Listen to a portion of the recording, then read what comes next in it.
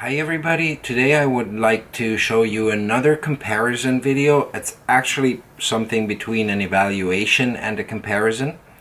And the cameras I would like to compare are these two, the Sony A7R and the Nikon Df. Now, why do I compare them? Because for many people, the Nikon Df was basically the way to get a full-frame digital camera that would run with your legacy glass. So you could take any old Nikon lens. I have a 24mm 2.8 here. Put it on here. Now this is not one of the oldest lenses, but it will work. So this is, for many people, the purpose of this, and in terms of what Nikon says, it's also like one of the target audiences, people willing to use old lenses on a modern camera. And that's why they built in this little let me show you. It's I try to show you. There's this little thing here that will retract, and it will allow you to use even older lenses that don't have this system of connection between the camera and the aperture ring in some old Nikon lenses. So this was the idea I had, and some other people had too. Now what the outcome is that, for example, when I use old lenses on the Nikon Df, focusing them is really difficult. Now this will not be an issue with a lens like this, because it's actually like a wide-angle lens, so focusing is not so much of a problem. But if you take, for example, I have a 105mm 1.8, and if I try to shoot that at 1.8 and the depth of field is very, very limited on that lens, it's going to be quite hard. So the other option that I'm actually using more nowadays, and it's even more flexible, is the Sony A7R that I have. And the Sony A7R, being a mirrorless camera, has this huge advantage. It's rather flat, so the flange distance, I think they call it, the distance between where you connect the lens and the sensor, and that's indicated through this thing, is really tiny. So basically, any camera system that has a flange distance superior to this one, those lenses will be adaptable to this camera. And that means, just in my case, for example, that I got myself an adapter for Leica lenses, an adapter for Nikon lenses, and you see, in fact, since the Leica has a smaller flange distance than a Nikon DSLR, even the adapters are a lot thinner. And even a Canon adapter, now it's mounted on this 75mm 1.4 lens, because that's the only Nikon mount lens that I have, so I even leave it mounted on this one. And the advantage of this system is, first of all, you're a lot more flexible, and then what you will do with the with the Sony A7R is, you will, since you have to manually focus anyways, you have a much better manual focus assist system on the Sony.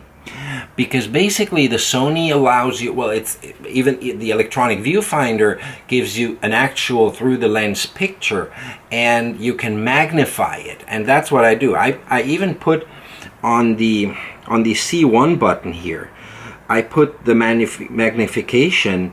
So basically, when I want to focus a lens, let me just try to show it to you. I'll put on the Leica adapter and put on actually a lens that is very difficult, because it's Voigtlander Nocton 1.1 50mm. And now if I try to focus this, let me just switch it in a way, you will get that peaking, but you can also magnify it. So you get the peaking to peak to an extent that is really very, very, very accurate. And to be quite honest, much more accurate than you would get on the regular focusing screen of the Nikon Df. So now on the Nikon Df you will not be able to mount Leica glass, for example, because the flange distance is totally wrong. But even with old Nikon lenses, it's a lot easier to focus them with the A7R or A7 or any mirrorless camera basically that has focus peaking and focus magnification rather than that. So what you have is a system that is so much more flexible. And in fact, the idea or the way I personally use the A7 is, I have some lenses for it. I have a 35mm lens. I have a 55mm lens.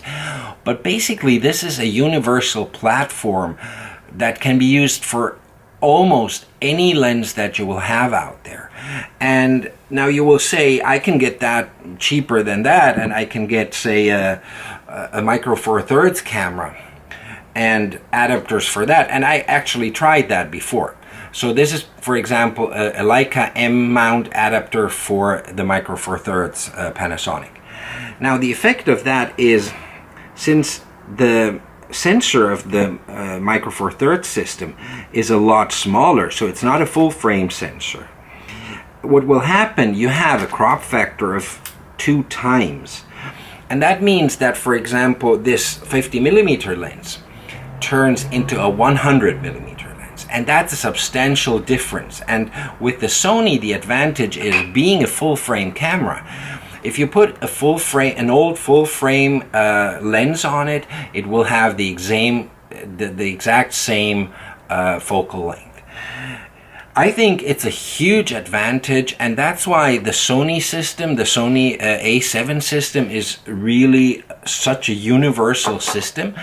And through this focus peaking solution, they actually gave you the possibility to easily focus any lens that you put on. So in fact, I would even define this, people are complaining that there are not enough lenses for this system, for the full frame E-mount system.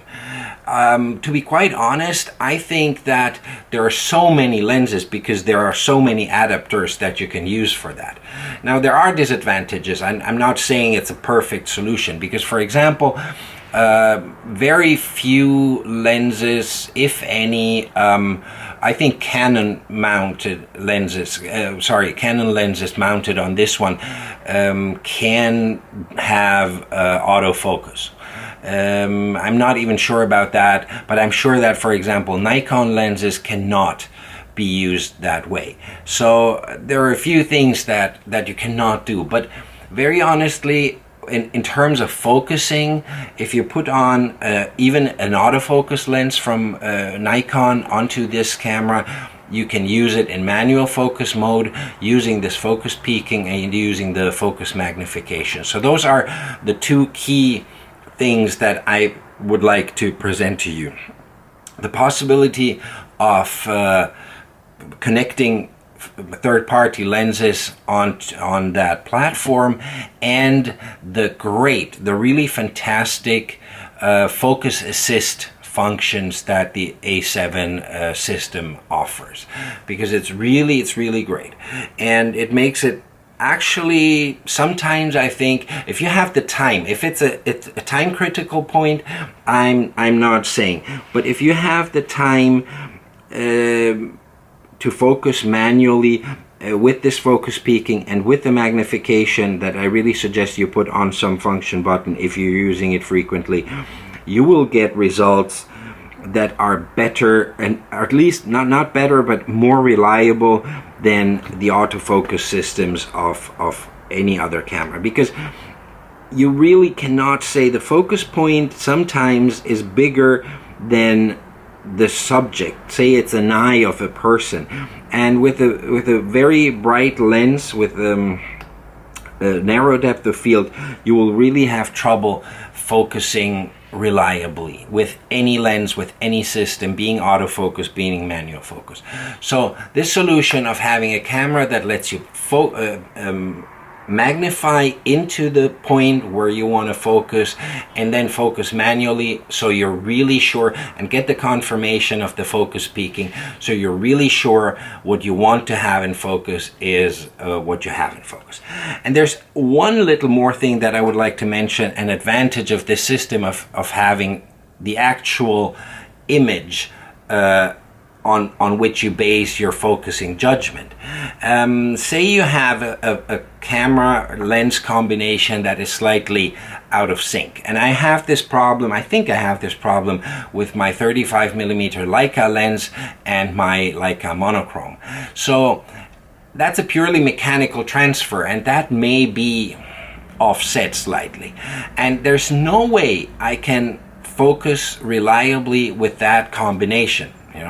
So if I put the 35mm on the Leica MP that I have, I can focus because I have the live view, but I don't have a live view on the monochrome. If I take that lens and put it onto the Sony A7R that I have, I can focus through the viewfinder extremely reliably, and there's no margin for errors there. So I will really get that spot in focus that I am focusing on.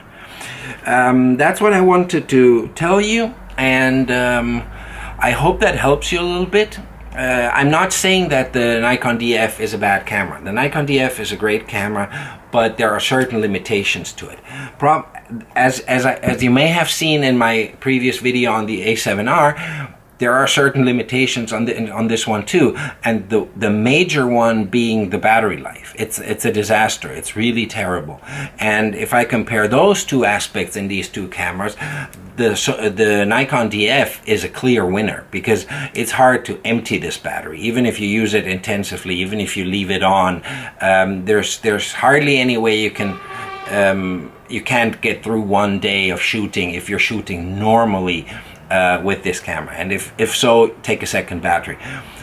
Even if I do some relaxed shooting with the Sony A7R, for one day I go out with 3 full batteries. So that's the disadvantage of this one. But in terms of being able to have a universal platform that will support you with your legacy glass, with third-party glass, with anything, the Sony A7 system is beautiful, fantastic. One more note, in some cases I opted for, let's say, rather cheap adapters.